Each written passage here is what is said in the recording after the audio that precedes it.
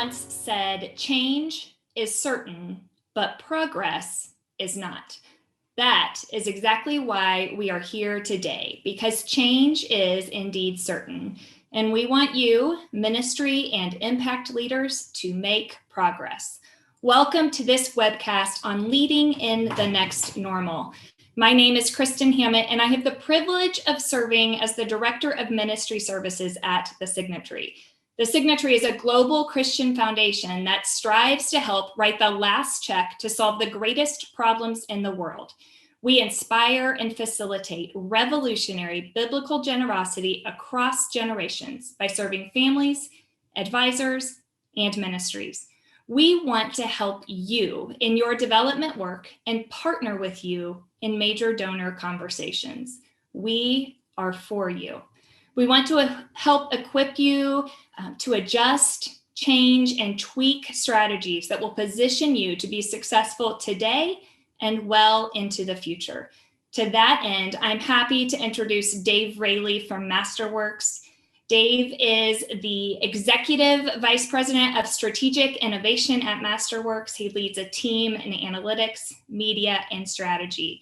The Signatry has great respect for Masterworks and the work that they do in the nonprofit, faith-based space in marketing, fundraising, and in innovation. They care very much about this work, and that's why we are so excited to partner with them today and excited to learn from Dave and his insights that he has to share with us. So Dave, welcome. Thank you, Kristin. It's good to be here, and just thanks to the Signatry. Just appreciate the work you're doing in this world and the impact that you have on God's kingdom. I appreciate you for joining us today, whenever and wherever you're listening in. And I hope that today is ultimately a blessing to you and encouragement, and that the content is valuable. So let me go ahead and dive in. The first thing I want to talk about is we talk about this next normal, and this is a phrase that I think has been used again and again recently over the last year: new normal, next normal. And so today what I'm going to do is just walk through 4 different trends that we're seeing, things that are different and will be different moving forward. And then we're going to talk through some habits that we're seeing that effective leaders, particularly in the area of marketing and fundraising. But you'll notice that these are leadership lessons that really go beyond just marketing and fundraising. So before we do that, though, I want to talk about a number, and that is 84,700. There are 84,700 Christian nonprofits in the US today. That doesn't include churches. That's just parachurch Christian ministries. And of those 84,700, the unfortunate reality is that a vast majority of those organizations are not growing. This is what gets me up in the morning. This is what gets up the team here at Masterworks. If you think of the traditional sort of S-curve, organizational growth curve, many ministries are on one side of that curve or another. They're either early stage, they may be a 20-year-old startup ministry, but they haven't quite hit that growth yet. And just as often, unfortunately, there are many ministries that are either in the plateau stage or sometimes even in the decline stage. And that is something that I get passionate about. It's what drives me, and it drives us to ask the questions around what are effective leaders doing, and particularly in our case, in the area of marketing and fundraising for Christian leadership and Christian organizational growth. At Masterworks, we're blessed to serve a lot of different ministries from a lot of different sectors. We've been just tremendously blessed to be able to serve. We talk about inspiring generosity, and that is where our heart is, inspiring the giving of time, talent, and treasure to things that delight the heart of God. And so that's what drives us. That's what led me and our team to ask the questions over the last year: what is different? What isn't different? And how are effective leaders that we see in the nonprofit world growing in this next normal. So what I want to do is talk about the nonprofit sector overall.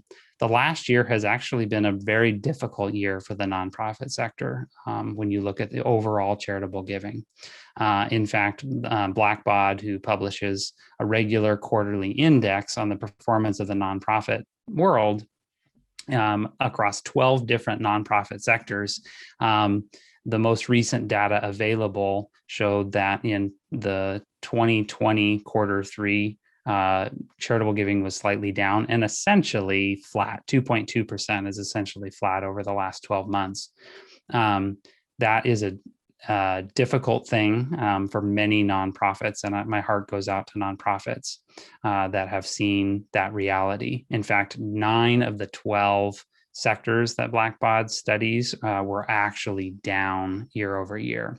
And so the interesting thing, though, and if you're at a Christian ministry or you're at a Christian nonprofit, this may seem strange to you, because at the same time, 2020 has actually been one of the best years in decades for many Christian ministries when it comes to the funding to do the work that they do. And I think today I'd like to unpack some reasons why I think that is the case and what we're seeing in the market. But just to contrast those numbers, when you look at the Christian-specific nonprofit, Masterworks has data with the ministries that we partner with. And so just to contrast that down 0.3% and the 2.2% flat, the same time period, year over year, quarter was up 25%, and the last 12 months was up 16%. Now, that's our data set, but I do believe, in everything that I've heard, is that is indicative of the broader Christian nonprofit marketplace. And so praise God, that's encouraging, and I think is indicative of a number of things, including Christian donors and their responsiveness to causes over the last year. So let's talk about 4 different things that we believe and are already seeing are different in this next normal, in this new normal. The first thing that is different today, and I believe will have lasting impacts, particularly on marketing and fundraising for nonprofits, is that remote work will remain more common than it was before. I'm presenting to you remotely today. This presentation was made possible in part because of the advances in adoption, and the fact that you're probably watching it is partly because of this reality. More people are online more, and that will propel online giving and participation faster than ever before. There are moments in adoption of new technologies, and going back to television and radio and fax machines, there are certain linchpin moments that are that prove to be massive in the adoption of new technologies. And the worldwide pandemic that has forced shutdowns, remote work, online learning, I believe we will look back on this time in years and realize that that digital engagement, digital savvy, leapt forward 5 to maybe even 7 to 10 years because of what we've all gone through together over the past year. And so there is a silver lining there, because it represents an opportunity for ministries who are investing in digital transformation and taking advantage of that. And we'll talk more about that in just a moment. The second thing that we are seeing, have been seeing the last 2 to 3 years, and has been accelerated during this time, is that the subscription economy will continue to grow. It used to be that sustaining recurring giving for a nonprofit was really only available to 2 kinds of nonprofits. The first is what we would call a one-to-one sponsorship type of a nonprofit, somebody that might be able to do like a child sponsorship or a missionary support type of a program. And that has been for decades the gold standard of recurring giving. The second kind of nonprofit that is successful with has been successful with sustaining giving is what we would call a membership nonprofit. So zoos, PBS, public radio type of programs where there is a benefit, a product, if you will, that the nonprofit can provide in exchange for membership. But then most nonprofits don't fit into one of those two categories. And the beauty of what's been happening with the subscription economy, the prevalence of recurring subscriptions in every area of our business and personal lives, from Netflix to Amazon Prime to Microsoft Office Online, has actually rewired and changed donor expectations and donor willingness to give to nonprofits on a recurring basis. Churches and other parachurch nonprofits have a tremendous opportunity today that they never had before to encourage donors to give on a recurring basis. It's a topic that I can go deeply in. I've studied it closely. At Masterworks, we have a lot of history in sponsorship and other sustainer programs. And so it's something that we're very excited for nonprofits to be able to take advantage of in this day and age. So what other trends are happening and what other things are different in this next normal? Well, the next thing I want to mention is that successful organizations, successful nonprofits will continue to become more nimble to pivot in response to take advantage of opportunities and face challenges as they happen. This is another, I think, painful lesson that many organizations have learned over the last year, but I believe will have lasting positive impacts. I think the most practical way that's just played out is in the way organizations think about budgeting and forecasting and taking advantage of opportunities.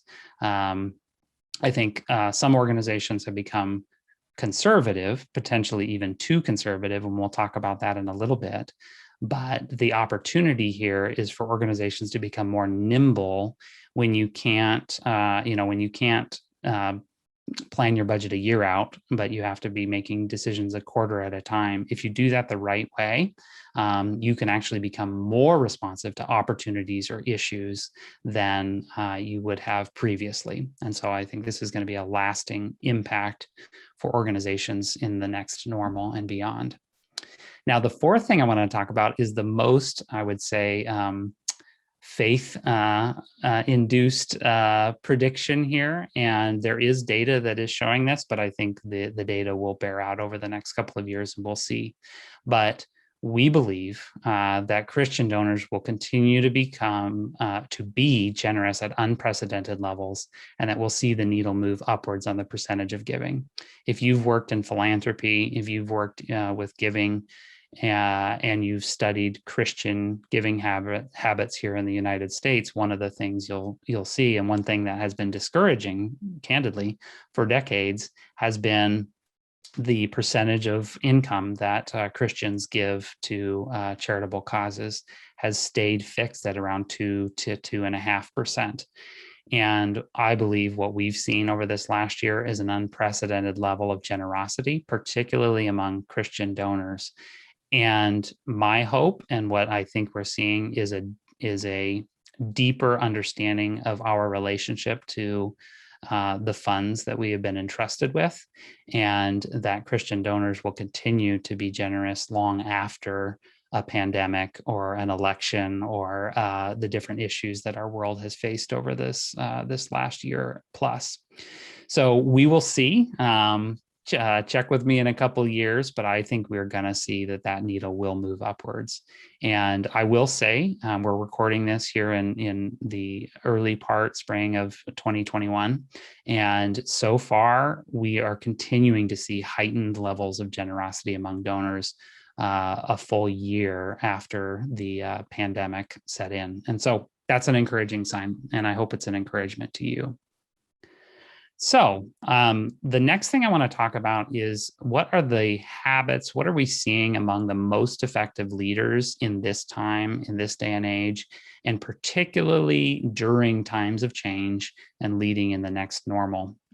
And so I want to just share a few of those lessons with you and what we're seeing in the ministries and in the leaders that we have the opportunity to work with.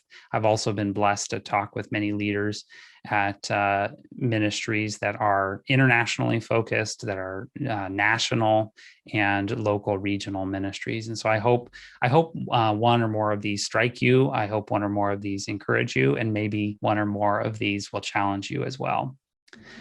The first thing that we're seeing that effective leaders exhibit during times of change and leading in the next normal is that effective leaders separate vision from tactics. Now, what I mean by that is that when there are times of change, it can be easy to be caught up in the idea that everything must go, everything's changing, so therefore we must change everything. And in fact, the vast majority of organizations should not be changing their vision. And it can become tempting as a leader who gets caught up in change to let vision become a part of that. And one of the things that I've heard time and time again is that during times of change, leaders do evaluate their vision, and there are occasions when their vision does need to change. But more often than not, it's about reinforcing your vision and contextualizing your vision for your constituents, for your staff, for your donors. And let me just give you an example of that. Andy Bales is the CEO of Union Rescue Mission in Los Angeles, a tremendous leader, has given his life literally to the work of fighting issues of poverty and homelessness in the Southern California area.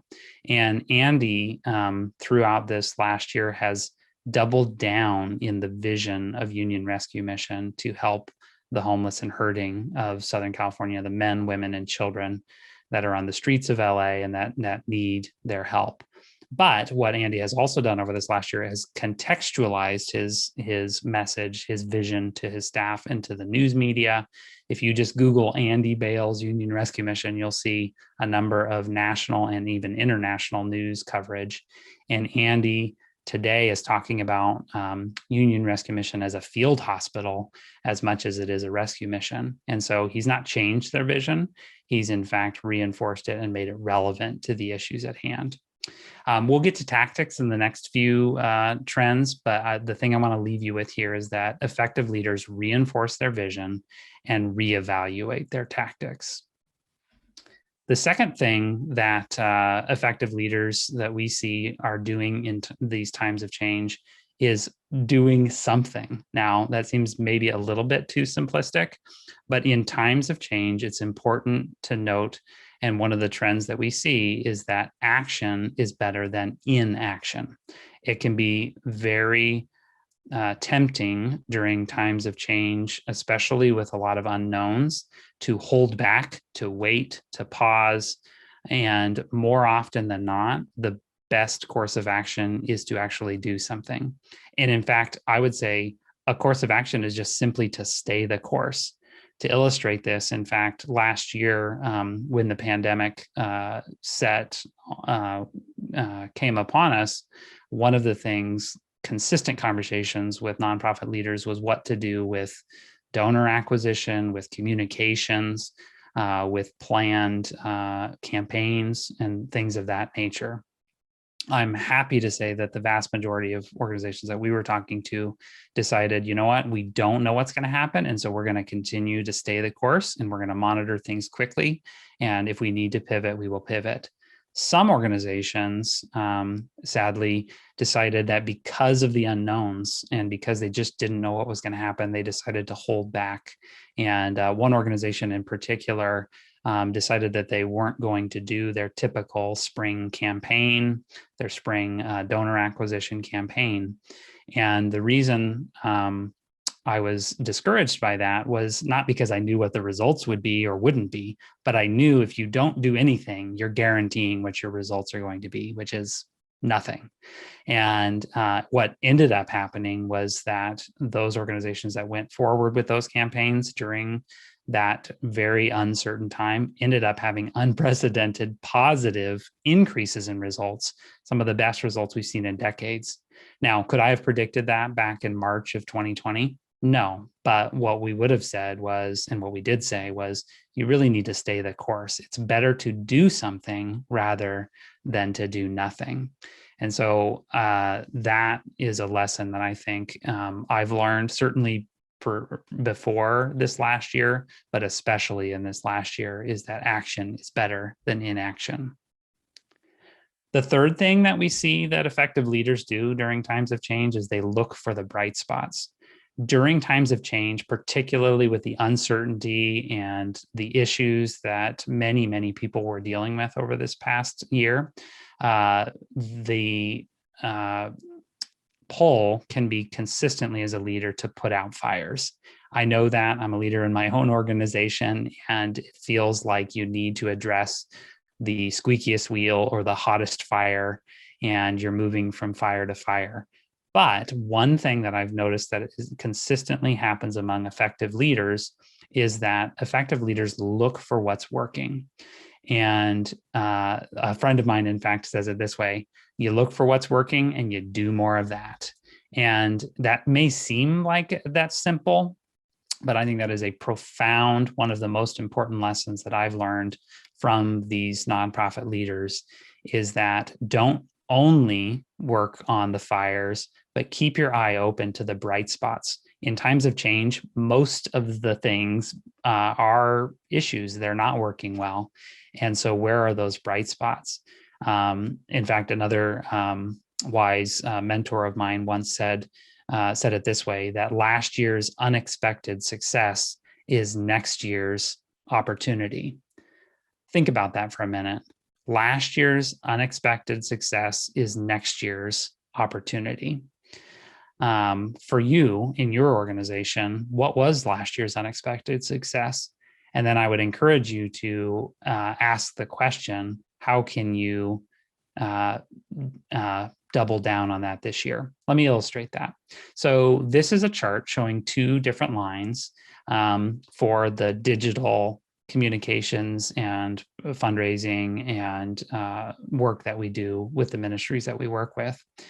And what I don't want you to focus on is the large spike in the April, May, June, and July timeframes. What I want you to look at is the March timeframe, because what was happening as the nation was shutting down, one of the things that our teams noticed as we monitored results daily was that, interestingly, that with the similar spend level, even actually you can see in mid-March, a lower spend level, we were seeing anywhere from 2 to 5 times the results that we typically would see during that time of year in terms of revenue and new donors and those sorts of things.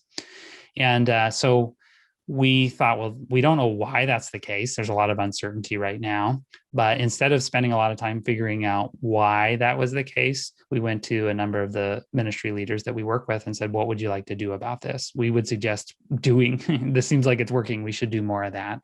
And a couple early adopter, innovator leaders said, okay, let's double down and see how that goes. And fast forward another week or two, and things were still continuing with double the spend. We were continuing to see more than double the results, 3 to 5 times the results on average. So what did we do another week later? Doubled down again. And the reason I show this and the reason I mention it is not necessarily to brag about the results, but to actually illustrate that if we would have just celebrated on week number 1 that we were getting increased results, and most leaders would be tempted to say, wow, thank God that area is working well, because I've got some other fires I need to put out in the organization right now. But instead, there was a bright spot, and enterprising leaders said, okay, let's do more of that. Let's see how much more of that we can do before we hit a point of diminishing returns. And so ultimately, we ended up very quickly spending 3 times the normal amount, but seeing tremendous results. If we would have just stopped in week 1 and taken the win, so to speak, and walked away, that would have been nice, but we would have missed out on 6 and 7 figures of revenue to Christian ministries. So again, I want you to be thinking, what is last year's unexpected success for you, for your organization, for your ministry? This is a great life evaluation as well. What worked really well for you last year in your career and your family? And there may be just a few bright spots. Then ask yourself the question, what can I do to multiply that? And so what does a 10x look like in terms of last year's unexpected success? What would it take to do that? Okay. The next thing that effective leaders do is they move fast. Now, I feel like this is a leadership cliche, so let me clarify. What I don't mean is hurry. In fact, I think one way I've heard it said is make hay while the sun shines. You do need to take advantage of opportunities. The chart I just showed that there was not an unlimited amount of time or even a month that we could have waited to increase spend to take advantage of that opportunity. So there is a moving quickly, but there's also this idea of not hurrying. In fact, Coach John Wooden is famous for many quotes, but one of the quotes he's famous for is this quote, "Be quick, but don't hurry." In fact, I think that's so helpful that I pulled the longer quote, and I want to actually read it with you because I think it's a lesson here in being quick but not hurrying. So Coach Wooden says, "You have to know what to do, but you have to be quick to do it, or you might not get to do it at all. I think that's important in most everything. Don't hurry. You make mistakes when you hurry. Be under control. I want quickness under control. Otherwise, you'll have activity without achievement. I don't care for activity without achievement." Think about that for a moment. Activity without achievement. So when I say effective leaders move fast, what I don't mean is they're running around like chickens with their head cut off. What I mean is they have good counselors. They are thoughtful. But when they see an opportunity, when they see a bright spot, they immediately move to action to double down on that bright spot. So in the case of the last example I just shared, the way that played out was we were monitoring results on a daily basis already. And so once that bright spot became apparent, the data was there, as well as the strategy to be able to take advantage of that and double down. I'll share one more example before we move on to the next lesson. A friend of mine was at a major international nonprofit and was with that organization as they grew from about a $30 million organization to about a $150 million organization. And one of the things he told me in this lesson was that he had a standing arrangement with his board that as long as he was getting a certain KPI, a certain metric, that he could spend as much money during crisis situations as he possibly could with implicit board approval. And in their case, it was the key metric was break even on acquisition. And so when a major disaster hit, he had pre-authorized license to move as quickly as he needed to do. And I think that's something that will come out of this lesson from this last year, is that ministries will think of policies like that will allow leadership to take advantage of opportunities as they present themselves. The fifth thing that we see that effective leaders do is that they look outside their own walls. As a leader in an organization, I know how much the pull is to looking inside the walls and dealing with our own issues and our own opportunities and problems. But one of the consistent traits among leaders who are effective in leading during times of change is that they look outside their own walls. What do I mean by that? Well, they look to other organizations, particularly other organizations that are growing. So it's a very targeted kind of awareness. They look at other businesses. If you're a nonprofit looking at the business or consumer or other sectors, there are lessons that can be learned from those sectors. They also look at other trends that are occurring. And there's a common theme among those leaders when they're looking outside their own walls. And it's a simple question: what can I learn? And let me just illustrate this with an example. Over the course of 2 days in November, I saw two different headlines hit my news feed. And the first headline didn't necessarily strike me, but I was aware of it. And that was that Target's sales, this is the store, the retail store, Target sales soar ahead of crucial holiday shopping period. Okay, good for Target. I wouldn't have expected that for a retail store in the fall of 2020, but good for them.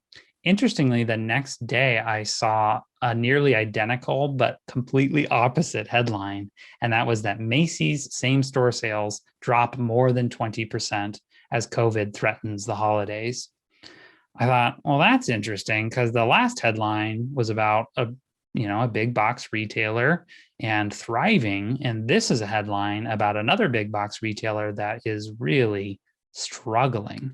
And I thought, I'm just going to scan these two articles and see what I might learn. I will spare you the scanning of those articles and just jump to some of the lessons that stood out to me. On the Target article, there were a number of things. Okay, sales were up. Yep, that's the good news. They're gaining new customers. Interesting. I wonder what they were doing to gain new customers. The next point, encouraging shoppers to buy on their website and pick up in store, which is one of the main sources of new customers, because people during a lockdown were concerned, and Target had a great online shopping and in-store pickup solution. So that helped them to get more customers during a time when most retailers were struggling. Another note in the article, people were cooking more and replacing home decor. I know we were at Target during the pandemic buying both of those types of items. And so even the kind of retail items that they were offering on the store shelves and the way they positioned their brand was important. Shopping basket sizes were up. They were making actually more money per purchase because they had to have fewer discounts and fewer markdowns. But then the next point, they actually took the additional funds that they had, the additional profit, and they poured into the organization's digital transformation, their website, their e-commerce. So even in a time of change and uncertainty, they took the benefits that they had and reinvested those into organizational growth. Using stores as mini distribution centers. So often in the Amazon world we live in, retailers have been accused of saying, well, you just have that brick and mortar. Sorry about that. Well, Target's turned that into an advantage during the last year. And they began their holiday sales early. So a number of things. It's not just one thing that we can learn from Target in their thriving. If you look at the Macy's article, by contrast, store sales are down. In fact, their digital was up, but not nearly enough. It was percentage up, but the actual total value wasn't up very much.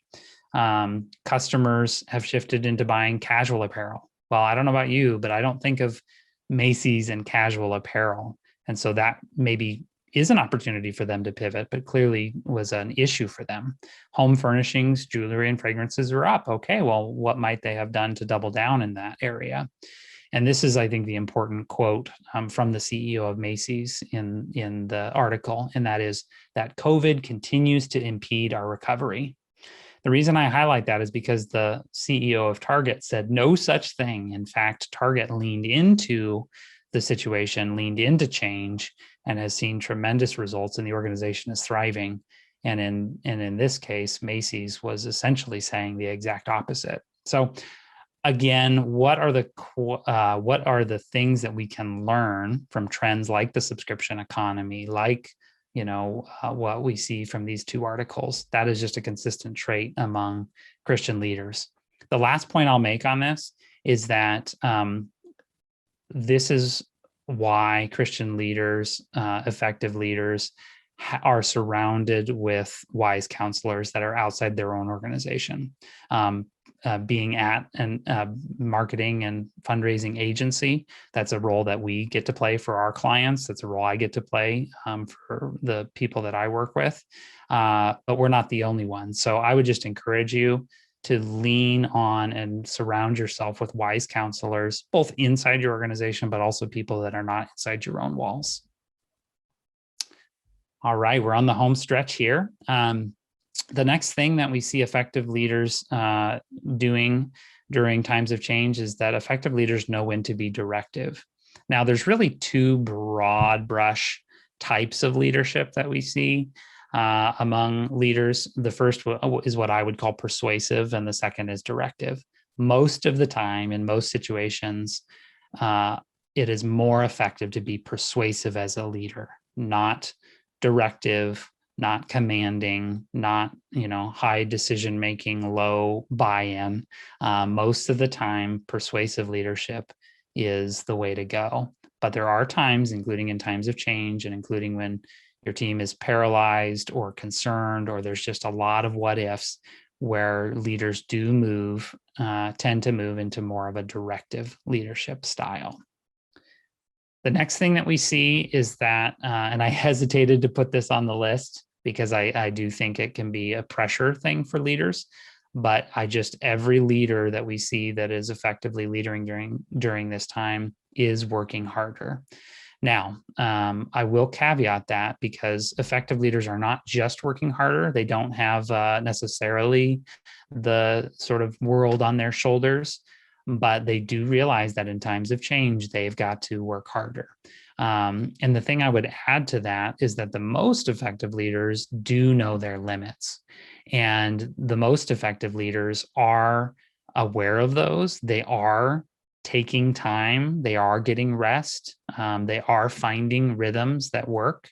And so this is not just a work harder and you'll succeed type of a statement, but I couldn't not put this on the list because it is a common denominator among leaders and organizations that are effectively responding to change and growing in times like this. Now, the last few, what I want to do is pivot to some things to avoid what effective leaders don't do. And the first thing that effective leaders don't do is they don't buy into the idea that they can't grow. And it can be so tempting, particularly in times of change, but particularly as well as if your organization has a long-standing either lack of growth or challenge that you face. It can be so easy to buy into all of the reasons why the organization can't grow, because we know who's in office or what region we're located in or what founder we have or don't have, or that ministry or that organization has this advantage that we don't have. There are a million reasons why you should not be able to grow. But one of the things that I've noticed among effective leaders is that they consistently and regularly do not allow themselves to be seduced, by the idea that they cannot grow, and they refuse. Perfect example, Target and Macy's, right? Those are two very similar businesses and very similar industries with very different results. And one leader has a lot of very legitimate reasons why their business cannot grow, and another leader ignored all those reasons and innovated and took advantage of the situation and looked for the opportunities. The second thing that leaders don't do, especially in times of change, is that they don't let their people be distracted. It can be very tempting for staff, for us as leaders, to be consumed by the news headlines and by all of the things and the fires and everything, to essentially become distracted, even paralyzed as an organization. And one of the things I've heard multiple times from leaders is that it is very important to keep your team and your organization focused. That's why, going back to that first lesson, the reinforcing your vision and contextualizing your vision and reiterating that is so important. And then the other lesson of finding out what's working and do more of that, looking for the bright spots. Those are two very good ways to combat your people being distracted. Double down on contextualizing your vision and look for those bright spots, because we should be heads down, working on stuff we can control and not distracted or paralyzed by things that we cannot control. The last lesson that I want to leave you with before we go to our Q&A time is just simply this, and it's I think the most high level lesson here, and that is effective leaders rise above the noise. Now, This doesn't mean that effective leaders are above the noise. In fact, leaders that I talk to, including myself, are just as much susceptible to being pulled into the noise, the distractions, the discouragement. But there is something about effective leaders that ultimately find a way to rise above that noise. As a Christian and as a person in business, but also that works in ministry, I believe that has a lot to do with in my case, my walk with God, in my devotional time, in rhythms of rest. And for you, that may be a little bit different. I would just encourage you, what does it look like to rise above the noise? I'll leave you with this quote that I heard from a friend recently that I thought was a good illustration of this.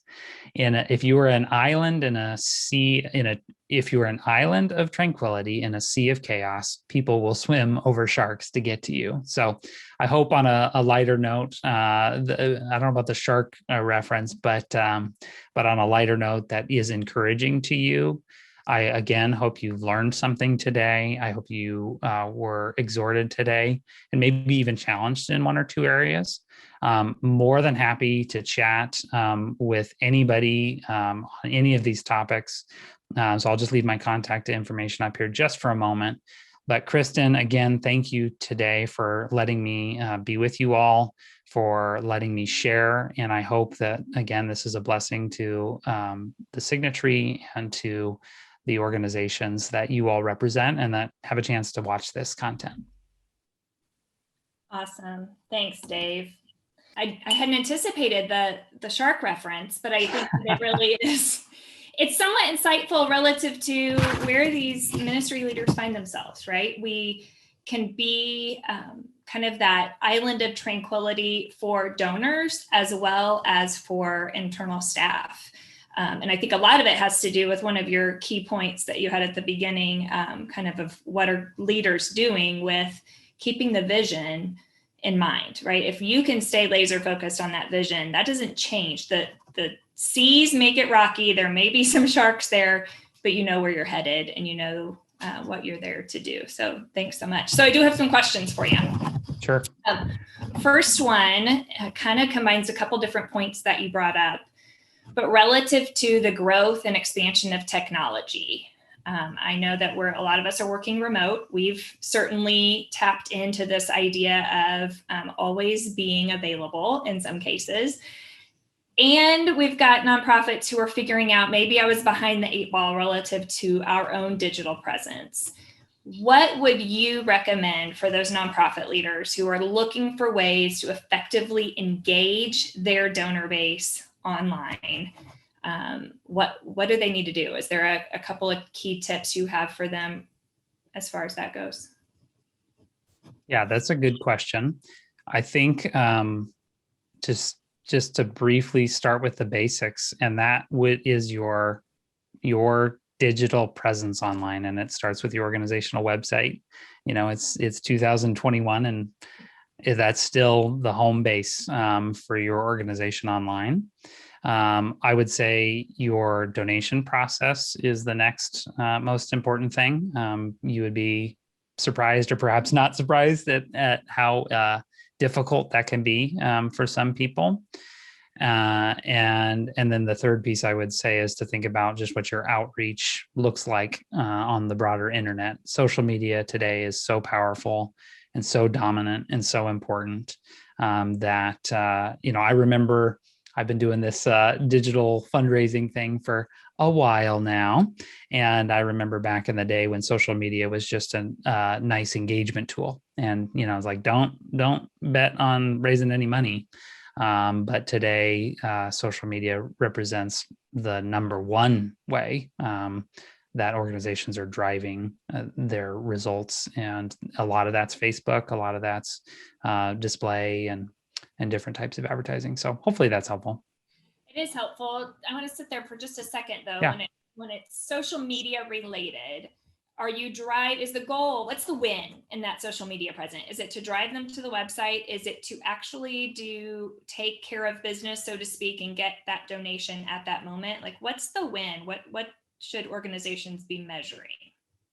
So the way we think about it, a lot of people talk about the funnel, and we don't like to talk about the funnel. We don't think it's a funnel because that just assumes a couple things. One, that like gravity will just work and people will fall down the funnel, which is not at all. It's a lot more work to move people from awareness to interest and then ultimately to action.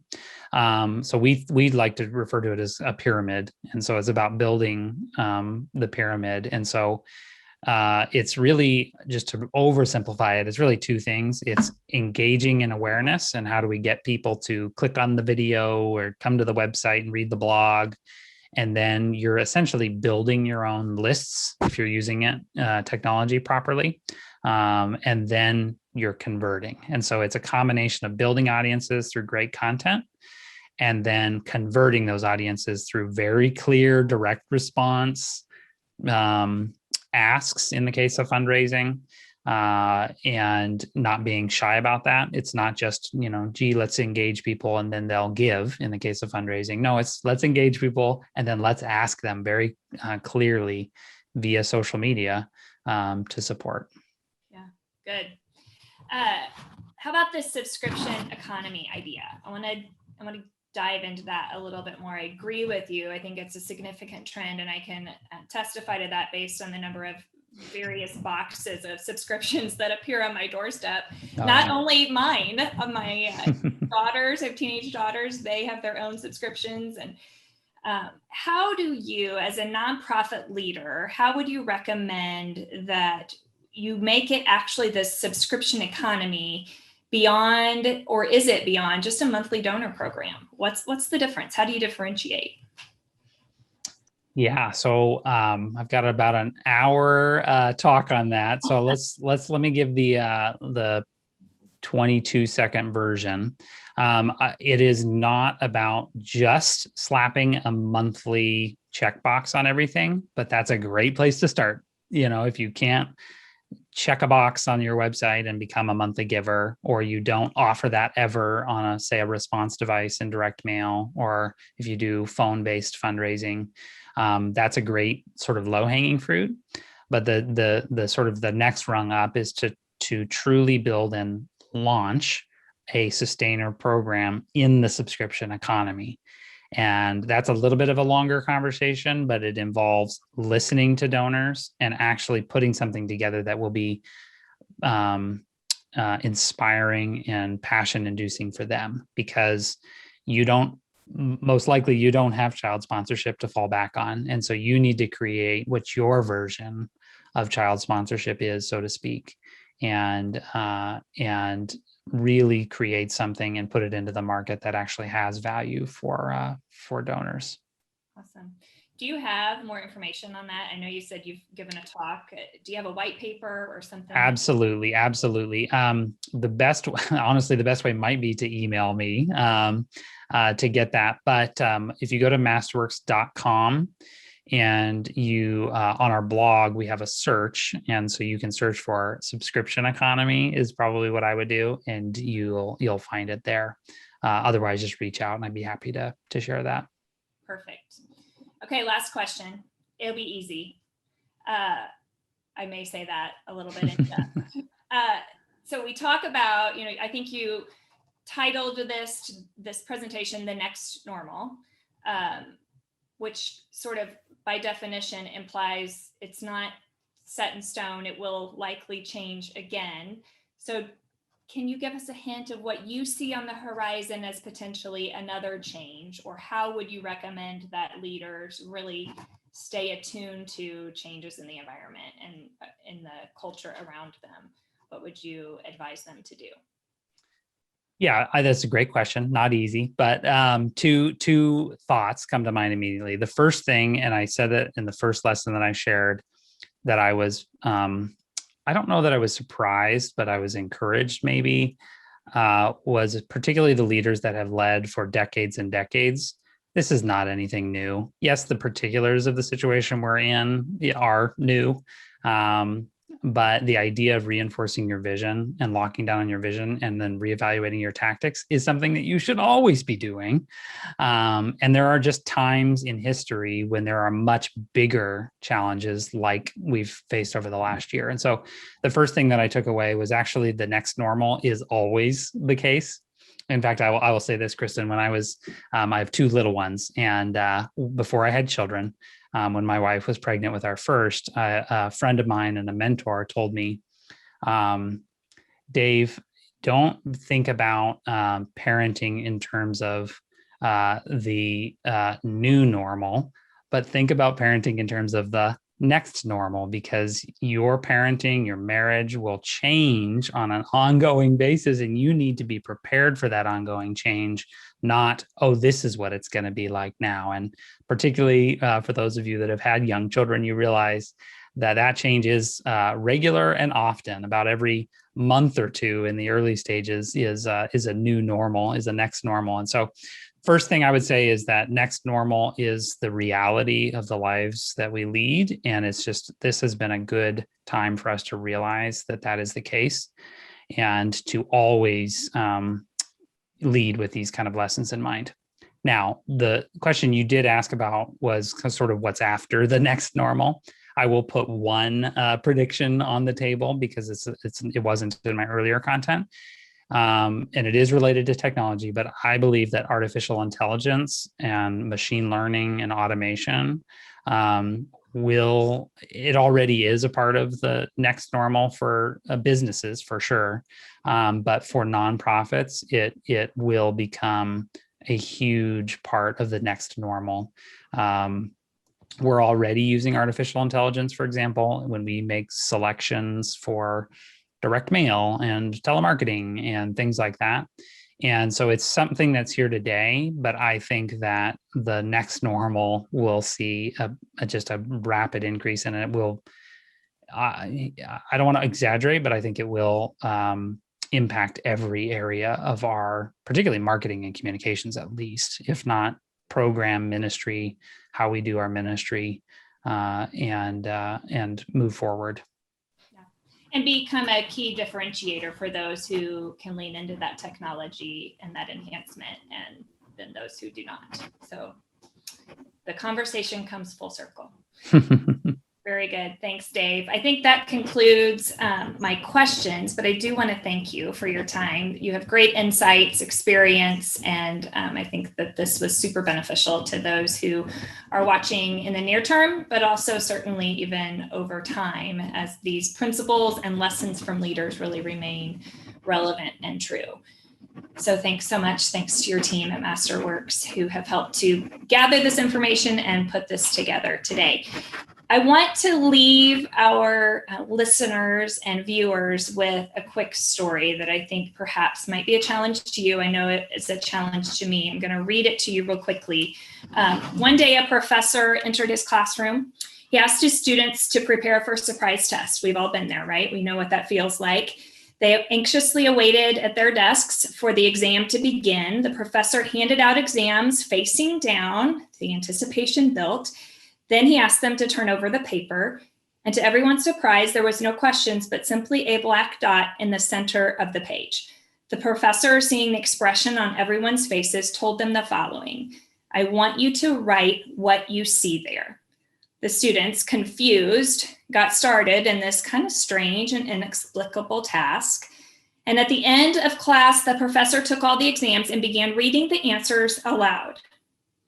After they had been read, he realized and explained, no one talked about anything but the black dot on the page. He says, "I'm not going to grade you on this. I just wanted to give you something to think about. No one wrote about the white part of the paper. Everyone focused on the black dot. And the same thing happens in our lives. We insist on focusing only on that black dot, but we don't look at the vastness of the white on the paper." I wanted to share that story because I think it is where we all find ourselves at various times, but certainly in times of unprecedented change, but also opportunity. So as you consider the changes your organization has seen and the uncertainty that may lie ahead, look at the white space on the page. Look at some of the things that Dave shared today, and don't focus just on the disruption or that black dot, but embrace the opportunity. There is a lot of white space on your page. The Signatry is committed to equipping you in your development work and partnering with you in major donor conversations. We want to help you uncover revolutionary generosity to help you have greater impact. The Signatry is for you.